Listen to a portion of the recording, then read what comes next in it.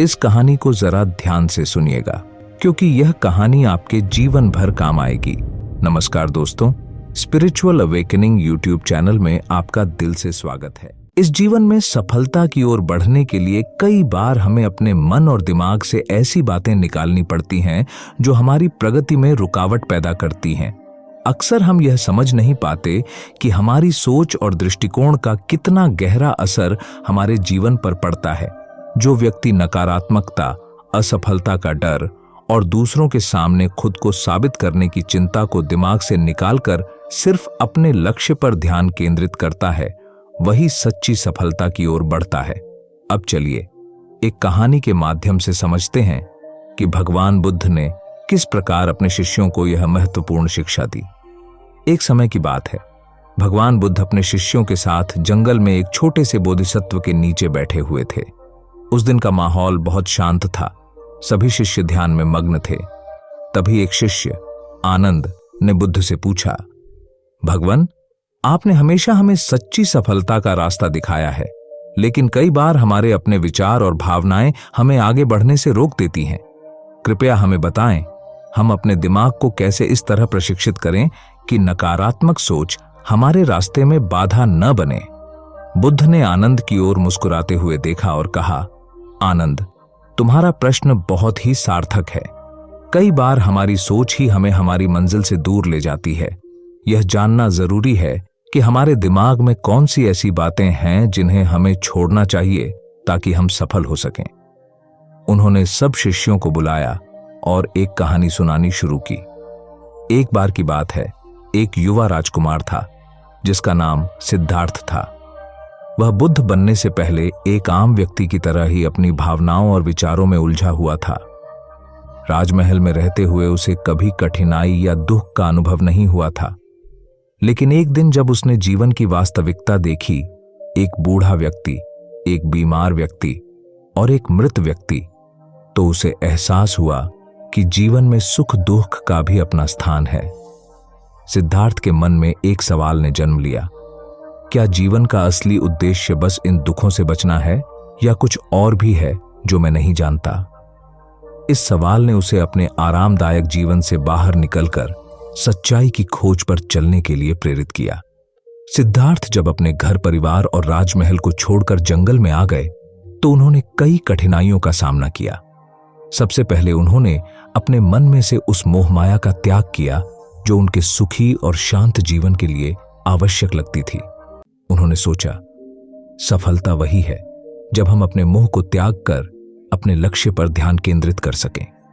उन्होंने हर दिन अपनी सोच को और स्पष्ट करने के लिए ध्यान का अभ्यास किया और महसूस किया कि जितना अधिक उन्होंने माया और धन से मुंह मोड़ा, उतना ही उनका मन शांत होता गया।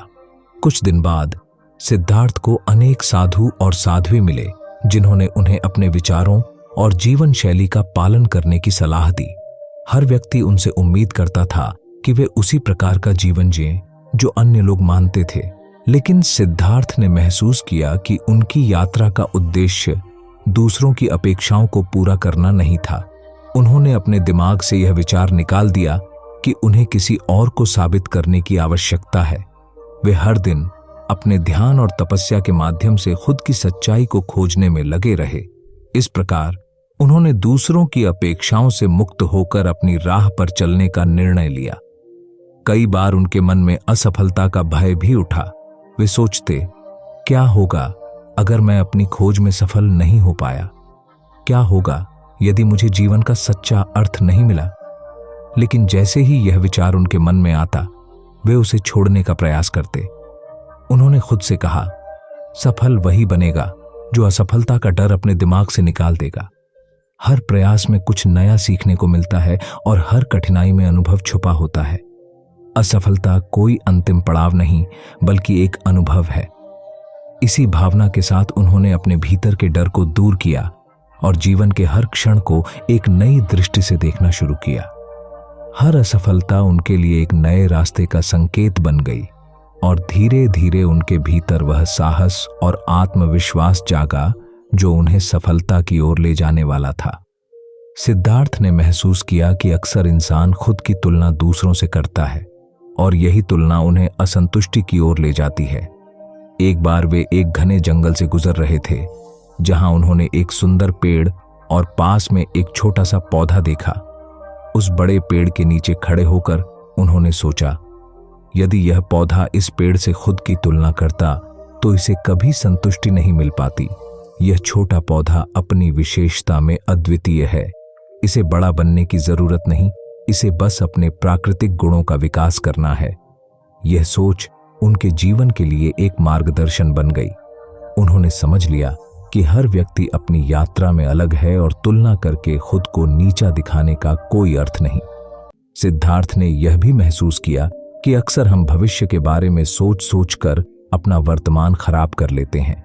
एक दिन जब वे नदी के किनारे ध्यान में बैठे थे तो उन्होंने महसूस किया कि जैसे यह नदी बह रही है, वैसे ही जीवन का हर क्षण भी बह रहा है।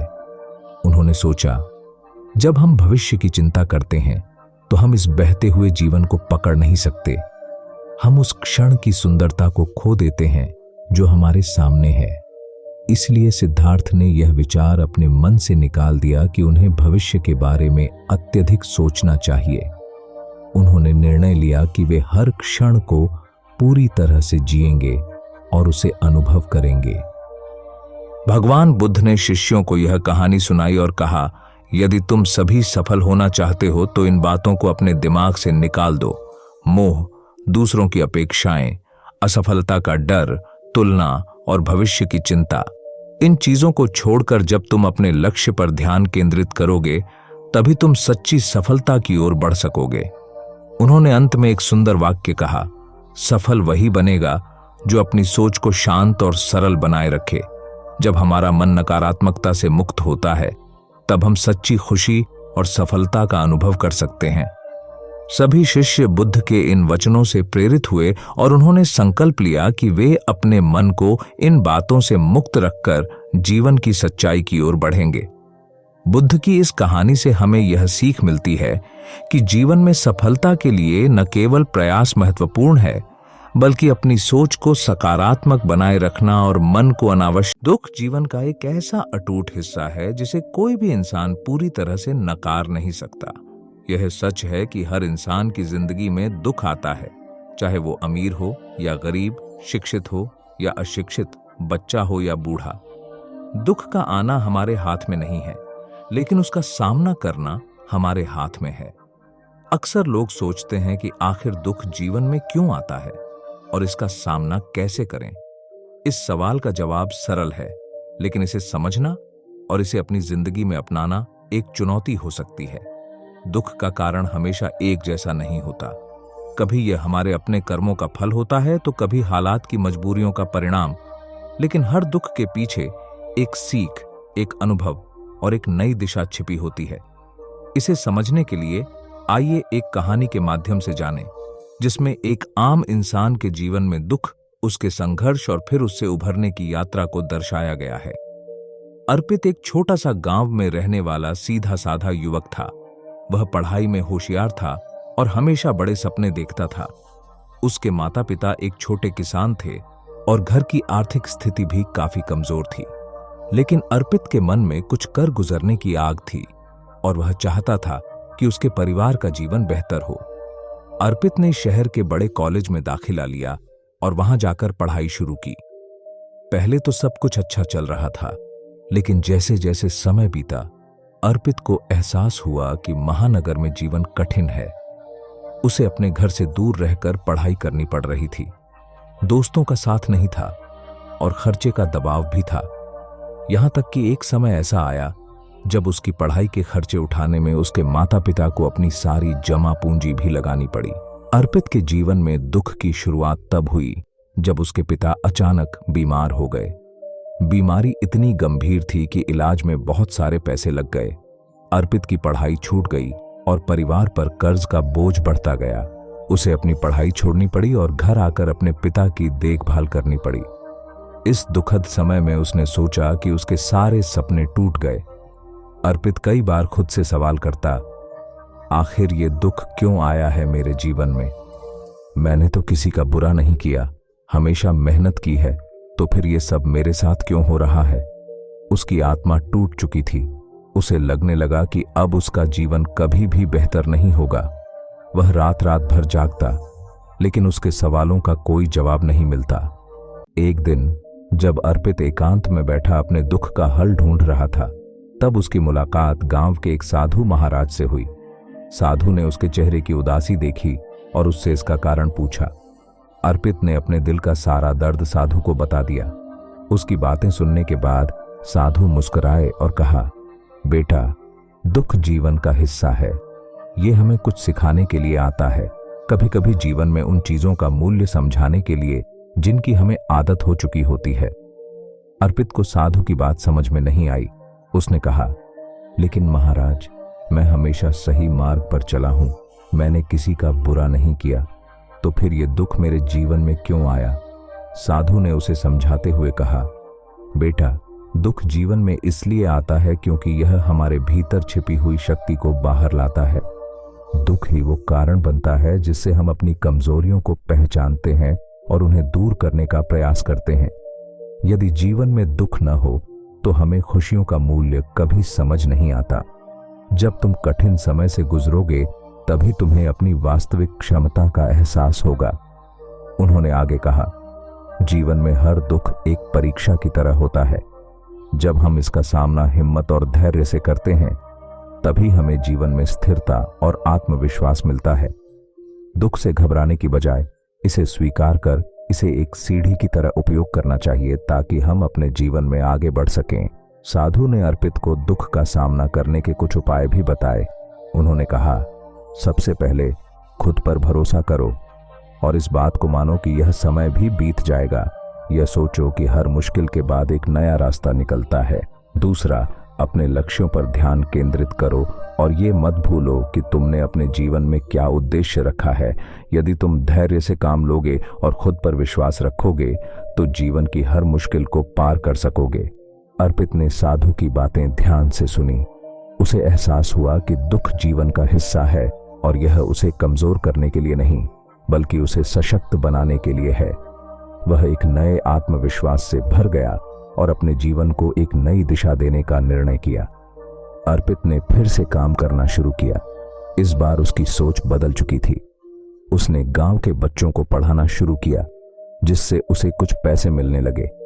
धीरे धीरे उसने अपने परिवार की मदद करना शुरू किया और अपनी पढ़ाई को भी जारी रखा। उसने एक बार फिर अपने लक्ष्य पर ध्यान केंद्रित किया और पढ़ाई पूरी करने के बाद एक अच्छी नौकरी हासिल की। अर्पित ने यह समझ लिया था कि जीवन में आने वाले दुख का उद्देश्य उसे रोकना नहीं था, बल्कि उसे आगे बढ़ाने और उसकी क्षमता को निखारने के लिए था। आज अर्पित एक सफल व्यक्ति है और उसने अपने संघर्ष से यह सीखा कि हर दुख हमें कुछ सिखाने के लिए आता है। अर्पित की इस कहानी से हमें यह सीख मिलती है कि जीवन में दुख का आना स्वाभाविक है, लेकिन उसका सामना करना हमारे हाथ में है। दुख को समझें, उससे कुछ सीखें और उसे एक नए अवसर के रूप में देखें। यदि हम हर दुख को एक सकारात्मक दृष्टिकोण से देखेंगे तो वह हमें मजबूत बनाएगा और हमारे जीवन को नई ऊंचाइयों तक पहुंचाने का साधन बनेगा। दुख से हार मानने के बजाय उसका स्वागत कर उसे अपने जीवन में एक शिक्षक की तरह स्वीकार करें। तभी हम अपने जीवन को सच्चे अर्थों में समझ पाएंगे और एक सफल एवं खुशहाल जीवन जी पाएंगे।